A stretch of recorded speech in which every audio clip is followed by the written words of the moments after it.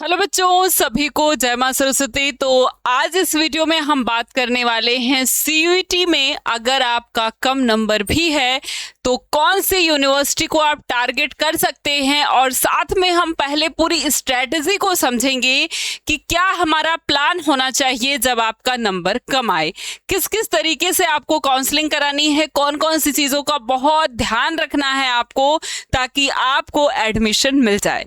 तो वो बच्चे जो एग्जाम के दौरान मेहनत नहीं किए थे उन्हें अब मेहनत करने की जरूरत है रिजल्ट आने के बाद, क्योंकि मेहनत तो आपको कहीं ना कहीं और कभी ना कभी करनी पड़ेगी, ये बात याद रखिएगा। आज अगर आप सो रहे हैं तो कल आपको जरूर मेहनत करनी पड़ेगी। जैसे सुख के बाद दुख जरूर आता है और दुख के बाद सुख जरूर आता है, बिल्कुल उसी तरीके से जैसे रात के बाद दिन जरूर होती है। तो अगर आपने एग्जाम के दौरान जबरदस्त तरीके से मेहनत की थी तो वो बच्चे तो बहुत आराम से 2-4 यूनिवर्सिटी फिल कर देंगे, जो उनकी ड्रीम यूनिवर्सिटी है, जो उनका सपना है, और उनमें उन्हें एडमिशन मिल जाएगा। लेकिन वो बच्चे जो मेहनत नहीं कर पाए थे ज़्यादा, या हम कहें कि उन्होंने कोशिश की थी लेकिन हो नहीं पाया, या उनका नंबर कम आया है बेसिकली, तो थोड़ी सी अगर आप मेहनत कर लेते हैं, थोड़ा सा अपनी स्ट्रैटेजी बना लेते हैं पहले से काउंसलिंग के पहले, तो आप बहुत अच्छे तरीके से अच्छे कॉलेज में एडमिशन ले लेंगे और अपने आसपास के कॉलेज में एडमिशन ले लेंगे। तो वो कौन कौन सी बेस्ट यूनिवर्सिटी है हम इस पे भी बात करेंगे जहां कम नंबर में एडमिशन होता है, और साथ ही साथ कैसे हमें एडमिशन लेना है। तो पहले हम ये समझ लेते हैं कि क्या स्ट्रेटजी अपनानी है एडमिशन के दौरान। ऐसा नहीं है कि सीयूईटी में आपका एडमिशन नहीं हो सकता है, क्योंकि सीयूईटी में बहुत सारे कॉलेजेस हैं और सीयूईटी में बहुत सारे सब्जेक्ट हैं और हर यूनिवर्सिटी के कई प्रेफरेंसेस हैं, सबके अपने अलग अलग प्रेफरेंसेस हैं, सबके अपने अपने अलग अलग तरीके हैं। और भले ही बहुत सारे बच्चे हैं, लेकिन अगर कोई बच्चा चाहे कि वो एडमिशन ले तो उसे कहीं ना कहीं किसी ना किसी यूनिवर्सिटी में एडमिशन जरूर मिल जाता है। अब ये भी नहीं है कि अगर आपका एकदम लो रैंक है तो आपको जो आप सपना देखकर बैठे हुए थे कि बीएचयू मिल जाएगा, तो टॉप रैंक पे मैं नहीं कह सकती कि टॉप पे मिल सकता है। हाँ, मॉप अप राउंड में लास्ट में आते आते कभी कभी सीट खाली रहती है, वो भी लड़कियों के लिए ज़्यादा बेटर है, क्योंकि वहाँ पर अफिलिएटेड कॉलेज 3-4 लड़कियों के लिए है। तो वहाँ पर अगर आप बीए या बीए या बीकॉम करना चाहते हैं तो वहां पर आपका एडमिशन हो सकता है, अगर आप गर्ल्स हैं तो, नंबर कम है तो भी। ठीक है, तो चलिए पहले तो हम समझ लेते हैं क्या हमारी स्ट्रेटजी होनी चाहिए लो कट ऑफ के लिए। तो सबसे पहले आपको बहुत सारी यूनिवर्सिटी, कम से कम 20 यूनिवर्सिटी को टारगेट करना है, अपनी प्रेफरेंसेस में रखना है कि ये यूनिवर्सिटी नहीं तो ये, नहीं तो ये, नहीं तो ये, नहीं तो ये, ऐसे बहुत सारे यूनिवर्सिटी को टारगेट करना है। कुछ सेंट्रल यूनिवर्सिटी को टारगेट करना है और कुछ स्टेट यूनिवर्सिटी हैं, कुछ प्राइवेट यूनिवर्सिटी हैं।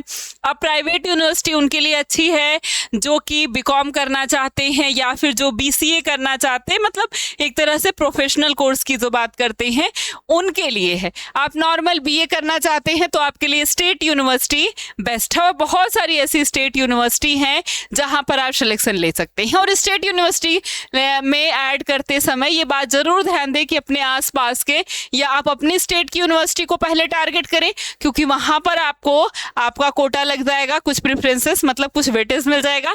उसके बाद अगर वहां पर कम संख्या में अगर आपके कॉलेज हैं, यूनिवर्सिटी हैं, तो अपने आसपास के जो स्टेट है उनमें भी आप टारगेट कर सकते हैं।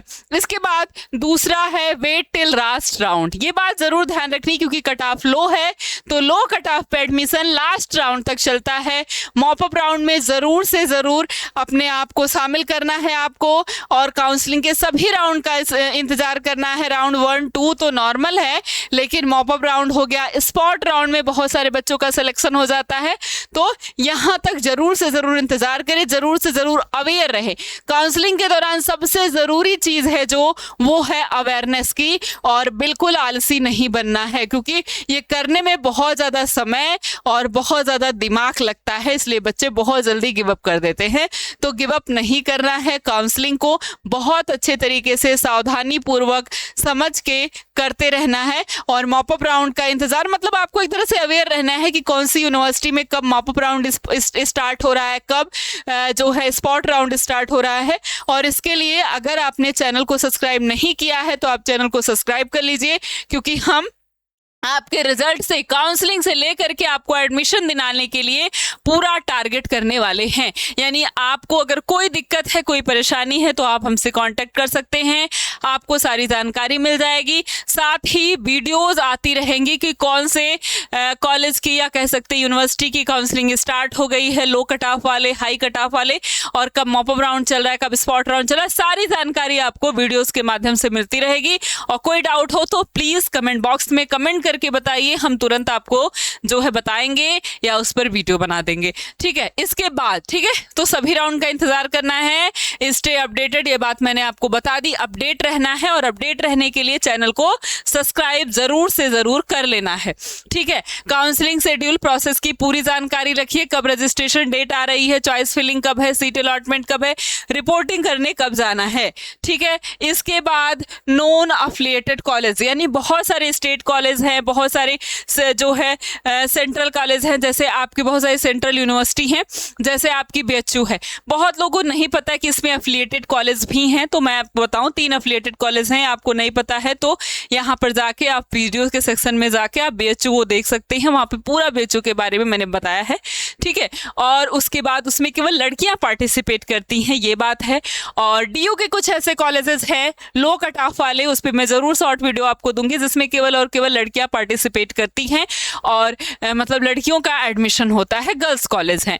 बीएचयू में अगर आप बीए करना चाहते हैं, बीकॉम करना चाहते हैं, गर्ल्स हैं, तो आप जरूर से जरूर उसमें पार्टिसिपेट करें। थोड़ा सा कम नंबर कम भी रहेगा तो भी आपका एडमिशन हो जाता है, मॉप अप राउंड तक इंतजार करें।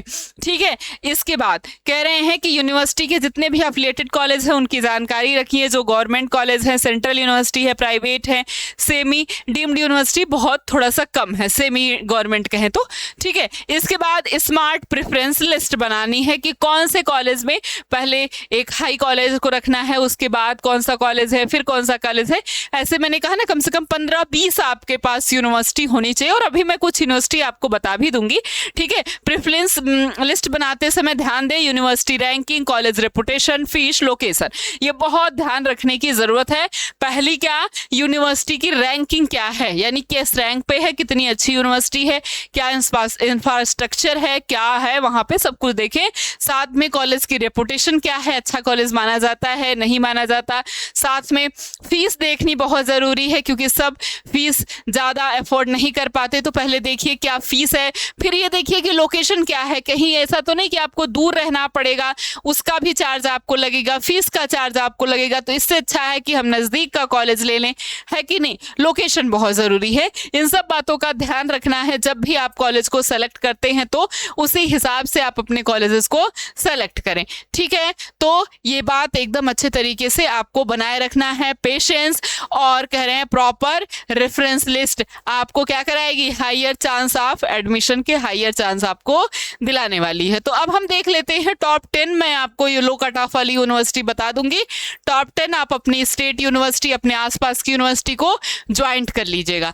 ठीक है, यहाँ पर टॉप 10 यूनिवर्सिटी है, जैसे गुरु घासीदास यूनिवर्सिटी है, अगर आपका लो कट ऑफ भी है, लो नंबर है, तो भी एडमिशन हो जाता है।